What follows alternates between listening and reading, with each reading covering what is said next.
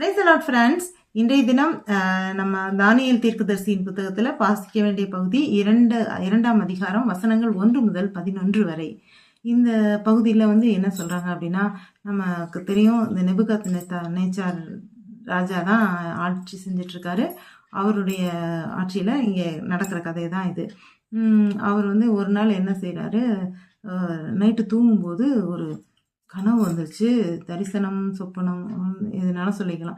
அது அவருக்கு அப்படியே ரொம்ப நிலைக்கலையை செஞ்சிருச்சு. ரொம்ப பயந்தனால அவர் அதுக்குரிய பதில் அந்த காலத்தில் என்னென்னா, சொப்பனங்கள் மூலமாக கடவுள் பேசுவார், இவங்களுக்கு முன்னறிவிப்பார் அப்படின்ற மாதிரி கூட நடக்க போகிற விஷயங்களை சொல்கிறது அந்த மாதிரி இருக்கும்.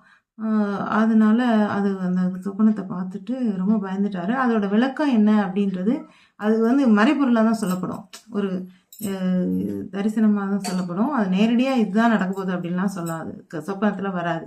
அதனால அதை பார்த்து பயந்துட்டாரு. பயந்தோன்னா நாட்டில் இருக்க ஜோசியக்காரங்க, கல்தேயர், சூனியக்காரங்க, அப்படி அதாவது ஜீவனுள்ள தேவனை கும்பிடாத, தேவனை தரிசிக்காத மனிதர்கள் அந்த நாட்டில் இருக்காங்க. அவங்கள கூப்பிட்டு அவங்ககிட்டலாம் கேட்கலாம், விளக்கம் சொல்லுங்கள் அப்படின்னு சொல்லிட்டு கூப்பிட்டோன்னா அப்போ சொல்கிறாரு, நீங்கள் இந்த சொப்பனத்துக்கு எனக்கு ஒரு பெரிய சொப்பனம் வந்தது, இதுக்குரிய பதிலை நீங்கள் சொல்லணும், விளக்கத்தை நீங்கள் சொல்லணும், இதனால என்ன நடக்கும் அப்படின்றத நீங்கள் சொல்லணும் அப்படின்னு சொல்கிறாரு.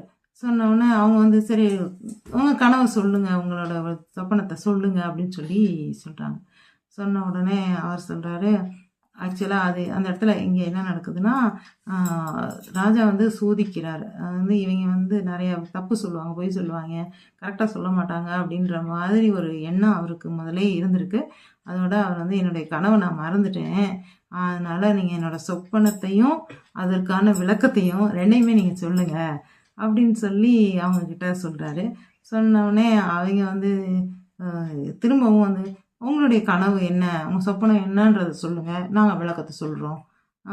அதுக்கு முன்னாடி சொல்கிறாரு, நீங்கள் சொப்பனம் தப்பாக சொன்னீங்கன்னா இது விளக்கம் சரியாக சொல்லலை அப்படின்னா உங்களை உங்களுக்கு சரியான தண்டனை கிடைக்கும், இல்லை கரெக்டாக சொல்லிட்டீங்கன்னா உங்களுக்கு வெகுமதி கிடைக்கும் அப்படின்னு. அப்போ அவர் என்ன சொல்கிறாருன்னா, திரும்ப உங்கள் சொப்பனம் என்னன்னு சொல்லுங்கள் அப்படின்னு சொல்கிறாங்க.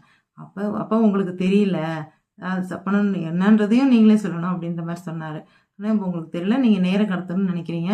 ஆமாம், நாங்கள் மனசில் உள்ள சொப்பனத்தையும் சொல்லி நாங்கள் விளக்கம் சொல்கிறதுன்றது ரொம்ப எங்களால் ரொம்ப முடியாத காரியம்.